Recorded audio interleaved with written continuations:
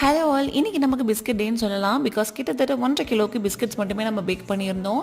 சென்னையிலேருந்து நம்மளோட regular customer நம்மளோட கேட்டலாக் செக் பண்ணிட்டு 5 வெரைட்டிஸ் ஆஃப் பிஸ்கட்ஸ் ஆர்டர் பண்ணியிருந்தாங்க. ஒவ்வொரு பிஸ்கெட்லேயுமே வந்து 250 கிராம் வந்து நம்மக்கிட்ட ஆர்டர் கொடுத்துருந்தாங்க.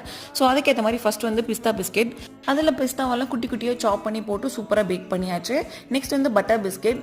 டீ டைம் ஸ்நாக்குக்குன்னு ஏற்ற பெஸ்ட் பிஸ்கெட்னு பார்த்தோன்னா நம்மளோட பட்டர் பிஸ்கெட்ஸ் தான். ஸோ அதையும் சூப்பராக பேக் பண்ணி எடுத்து கொடுத்தாச்சு.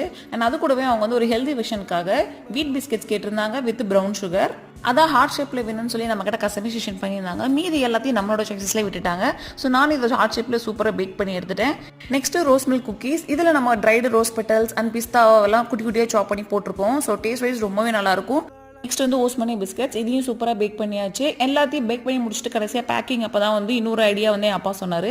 எல்லாத்தையும் தனித்தனி பாக்ஸில் போகிறதுக்கு பதிலாக இந்த மாதிரி ஒரே பாக்ஸில் பார்ட்டிஷன் பண்ணும்போது டேமேஜஸ் ரொம்ப கம்மியாகும். உங்களுக்கு இதே மாதிரி பிஸ்கட்ஸ் வேணும்னா கீழே தெரியுற நம்பருக்கு டெக்ஸ்ட் பண்ணுங்கள். தேங்க்யூ.